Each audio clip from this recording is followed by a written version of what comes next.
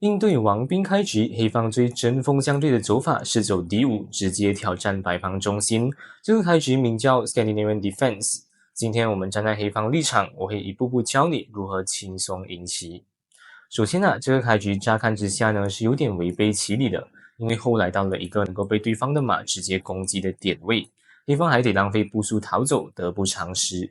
所以呢，我们可以做个改进，我们不急着用后吃兵，改走先跳马。下一步棋呢，选择用马来吃兵。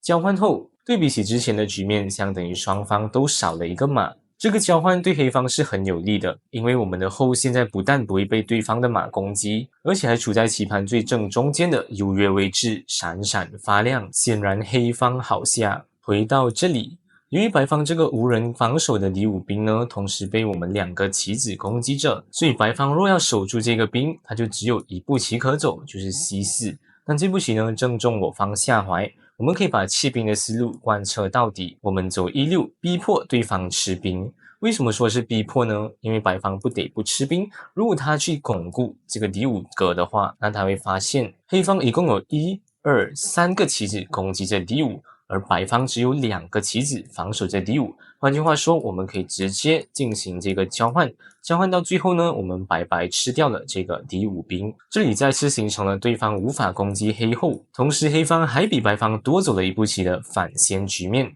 所以说白方呢，它是必须要吃掉这个兵的。那我们当然用象吃兵的同时出动大子，我们来分析一下当前局面。我们的出子速度呢是快于白方的，拥有进攻主动权，而白方呢也不是一无所获，白方暂时领先这一个兵，并且白方能够抢到中心的控制权。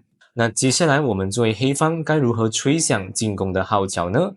进攻的第一步曲将军，这步棋对白方的考验是很大的，因为白方有非常多种应将的方式，他可以选择用象来阻挡将军，又或是用这个马放到 D2 或者 C3 来阻挡这个将军。白方的选择越多，就越容易犯下错误。我们一个一个来看。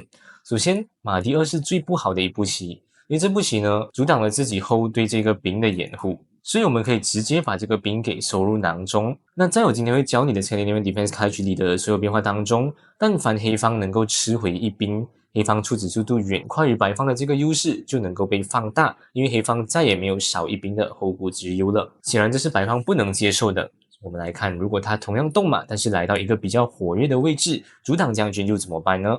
那一般上，当我们的象牵制着对方的马不能动的时候，往往会有一个战术手段，就是把马跳去跟对方的马对峙。他不能够吃我，而我是威胁着要吃他，然后再吃这个兵，形成将军抽车，白方丢子必败。所以呢，他必须对这个马加以掩护。那这里再次阻断了自己后对这个兵的防守，我可以直接白吃掉对方的兵。这里无论白方是否要跟我们进行交换，举例，他如果吃马，那我就吃掉。下一步棋呢，我们可以把这个象给交换掉，然后你就会发现黑方的出子速度的优势如何被体现。我们可以王车一位，然后把车放在中间，配合后对这个王形成强大的攻势。我们把马走出来，把另一辆车放到 D 线，攻击对方的后，将来再把马跳去前面，所有的棋子全线压制，排山倒海的攻势是白方难以抵挡的。所以说这个走法也行不通。最后就来到了白方在这个局面下的正招，他最好的一步棋呢是走象 D2。这步棋呢，它其实也间接防住了黑方吃兵的威胁，因为我们不能够吃兵，否则对方可以白吃掉我们的象。因此呢，我们就化干戈为玉帛，我们先把这个象给交换掉。同样的，对方是不能够用马吃象，否则我就可以白吃掉这个无人防守的兵，他被迫用后来吃象。就这样，白方通过了我们的重重考验，抵挡住了我们的第一波攻势。但我们的攻势远远还没有结束。进攻的第二步棋，我们走后到E7。这步棋葫芦里卖的是什么药呢？我们的后跟对方的王形成了一条线。下一步棋，只要我把我的象移开，那就是一个闪将。我们可以为白方演变一些可能的逻辑变化。比如白方很想要走 D5 来骚扰我们的象，那这步棋就是在送菜，因为我可以直接用象吃兵，这是一个将军白吃兵的走法，所以白方不行。那如果白方觉得说，由于他的出子速度远远落后于黑方，那他赶紧加快出子速度，下一步棋再通过长移位之类的把王逃离险地，那又怎么样呢？无济于事的，因为我可以直接再次使用同样的战术，吃兵将军，这是一个闪将吃兵的手段，夺回一兵。换句话说呢，白方要防守我们的这个闪将，他唯一能做的事情就是把棋子放在这条一线上面，阻挡我们的进攻。他最容易想到的一步，看起来非常稳固的一个防守招式香刀1-2，但这步棋呢，其实是一步假棋，毫无作用，我们还是可以吃兵啊。为什么？因为我的后这时候就牵制了对方刚刚走过来的象，那对方是吃不到我的象，让我白赚回一兵。那如果他用马来阻挡的话，这是更差的一步棋，因为他阻挡了自己象对这个兵的掩护，所以最后啊，白方没有办法的办法，他在这里最好的一步棋呢，是用后来放到中间。那至于后1-3还是后1-2更好呢？显然后1-3是比较好的，因为后1-2同样的原因，它阻挡了自己象将来的发展。在众多错误的选择当中，白方找到了最佳找法后1-3。那作为黑方，我们的进攻远远还没有结束。接下来我们要思考我们第3步棋的进攻。目前阻碍我们进攻的就是这个后，如果我们能够把对方的后给引离这条线，把它给赶走，那我们就能够直接攻王了。所以跳马踩后就显得非常的自然。我们的马控制着中线的一些格子，对方的后呢就只有2个格子可以逃走。我们先讲后1-4，这步棋是比较容易想到，因为看似一举多得的一步棋。它是有威胁的，威胁的吃掉我们的这个兵。吃兵不是重点，重点是吃完兵了之后，这个车呢是会被白方捉死的。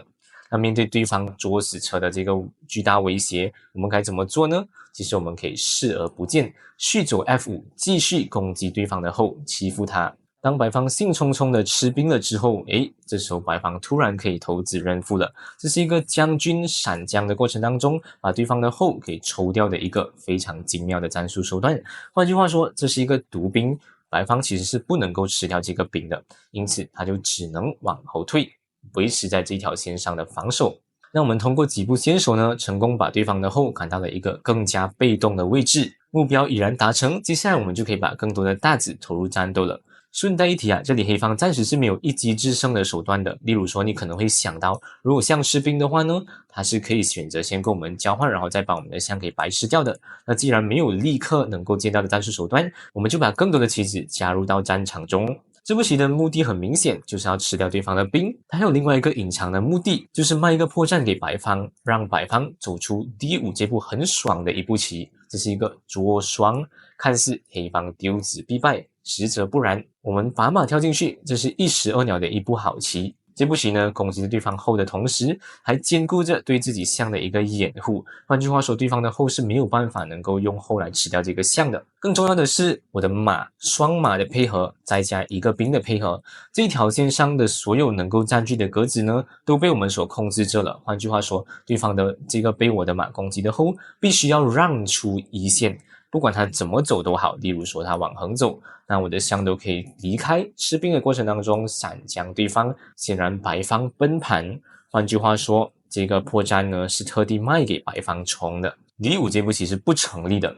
最后白方就想到，如果他先跳马保护这个兵，那又怎么样呢？其实白方这里他的抓双的威胁就成立了，因为当他捉双的时候，我的马就没有办法跳进去了，对方的马可以白吃掉我方的马。那面对白方捉双的威胁，我们该怎么办呢？答案是我们可以再次的视而不见，我们走长一位，反刀威胁对方的兵，逼迫他走出他非常开心的一步D5这步棋。这一次我的马跳不进去了，换句话说，这是切切实实的捉双。面对白方的捉双，我们什么都不需要理，我们把最后一辆车加入战斗。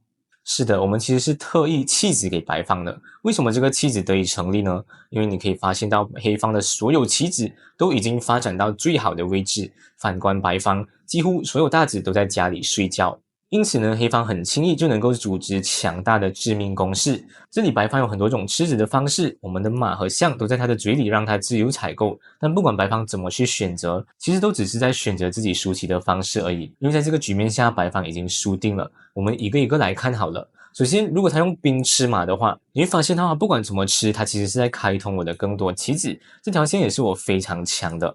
而在这个局面当中，由于我的后被我的车手保护，所以我象吃兵的这个战术手段突然就成立了。在这条线的牵制下，他是不能够白吃掉我的象的，因此他就被迫跟我交换。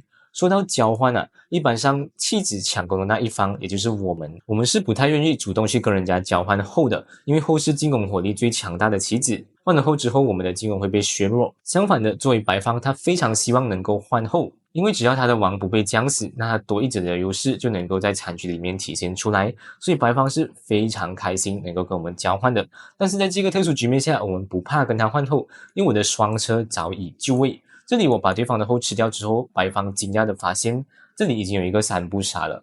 不管他要电马还是电象都好，那我都照吃无误。这里由于我的车在这里，他只能往内逃，那我车在将军这边白方就被我们将死了。短短的10多步棋完成一个非常漂亮的将杀，这就是这个开局的魅力。那我们回到刚才的关键局面中，在这个局面下，我们讲了对方如果吃马的话，能够被我用象吃兵来直接攻杀对方的王。那如果他这一次选择用兵吃象，毕竟这个象对他有非常大的威胁。那如果他用兵吃象的话，我们该怎么攻击呢？很简单，每当对方的后跟王形成一条线的时候，如果能够放一辆车在这条线上面攻击对方，那对方的后就会被我捉死。所以车 D6 就是我们的进攻手段，目的非常简单，下一步棋吃兵，对方的后就被我捉死了。所以呢，他被迫在我吃兵之前先把后逃离险地。那我这里当然吃兵，吃兵之后白方突然就不会了，因为最自然的一步用象阻挡将军，在这个局面下是不成立的。我方有3个大子全部连成一线，我可以直接白吃掉对方的象。毕竟我们有3个进攻大子，对方只有2个棋子在防守的这个格子是不足够的。所以呢，白王只能逃亡。那我这里再顺势一将，如果对方吃掉我的车的话，那恭喜白方再一次的在短短10多步棋就被我们完美的将杀了。我们再一次回到刚才的关键盘面当中，这里我们讲了对方吃马不行，吃象也能够被我进攻对方的后和王。最后他还想到一步棋，就是直接用后吃象。这步棋乍看之下是很好的一步棋，因为他将军着黑王，换句话说，我们需要花一步棋来应将，然后他就能够如愿的完成换后的这个目的。但其实黑方在这个局面下是能够避开这个换后的。黑方有一步有一点难找到的妙手，你可以暂停这个视频5秒钟，自己尝试思考一下。我们来揭晓答案。这里呢，我们走后D7，这步棋呢有3个目的。第一个目的应将，对方将着我们防守。第二个目的，我们避开了对方的换后，因为他是不能够吃我的后的，我的车在牵制着对方的后，无法离开一线。第3个目的，我把后离开这条线，让我的车能够直接攻击对方的后。下一步棋不管对方走什么都好，我都会选择用车吃掉对方的后，形成多子生势的局面。这步棋非常精妙啊，它没有这么容易被发现，因为我们看似把后从一个危险区走到另一个危险区。实质在一些战术的配合下，这步棋直接一锤定音。而这步棋也是我整套开局体系的众多变化里我最喜欢的一步棋了。OK， 我们来复习一下。今天我们学习的是改进版的 Scandinavian Defense。在这个局面下，切记保持冷静，不马上用后吃兵，让对方得以利用。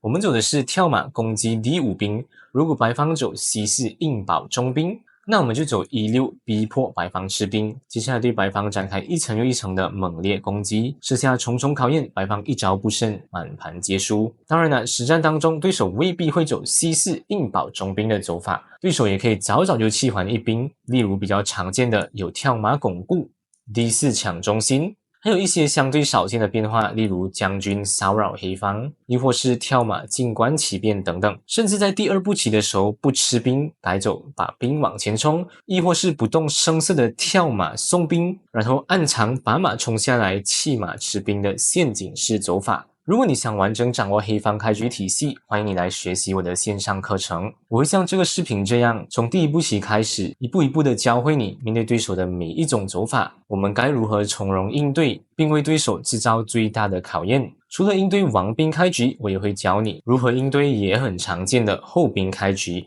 掌握好一套强大的开局体系，能够让你在每盘棋都赢在起跑点，轻松在短短10多步棋就取得优势，甚至将死对方。欢迎你点进我的网站了解一下。好啦，今天的教学就到这里。如果你喜欢我的讲解，欢迎留言让我知道。我们下期再见。